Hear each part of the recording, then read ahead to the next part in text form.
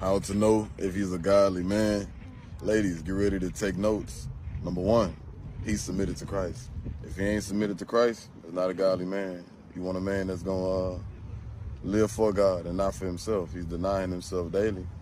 And I know that statement probably set some people back before the ones that know, they know. When you live for Christ, that's when you start living. That's when you start to feel alive. You're no longer a slave to those strongholds. You get what I'm saying? You want to make sure you have the fruits of the Spirit. You want to make sure he's gentle, he's calm, he's loving, kind, gentle, goodness. Y'all know, the whole nine. Make sure when you're talking to this man and whenever you're discerning this man, make sure that he uses the Bible teachings as a way of life, you know, and to love, you know, a way to live his life, not necessarily a way to control. You know what I'm saying? You have people who take things out of the Bible for their benefit and for their gain. Nah, it don't work that way. And I use this as an example. You know, like myself, right?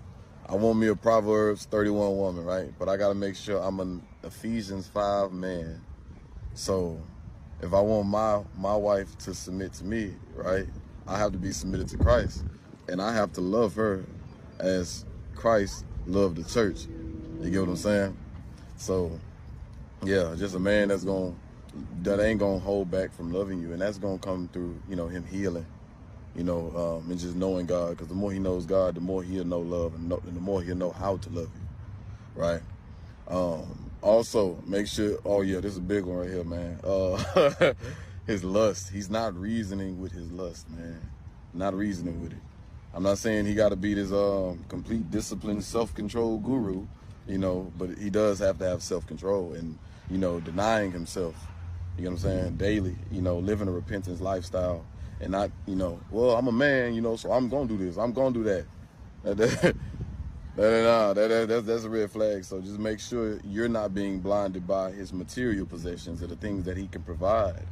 You get what I'm saying? That type of stuff will soak you in and draw you in before you know it. You know, you with a man who really don't have God in his heart, you know, but he can provide for you. He can make you feel a certain way. And now you find it hard to, you know, walk away because it's like, man, he's good. He does good for himself, but is he good on the inside? You know, it's a spirit, man. You got to test people's spirits. Don't stop testing people's spirits at all.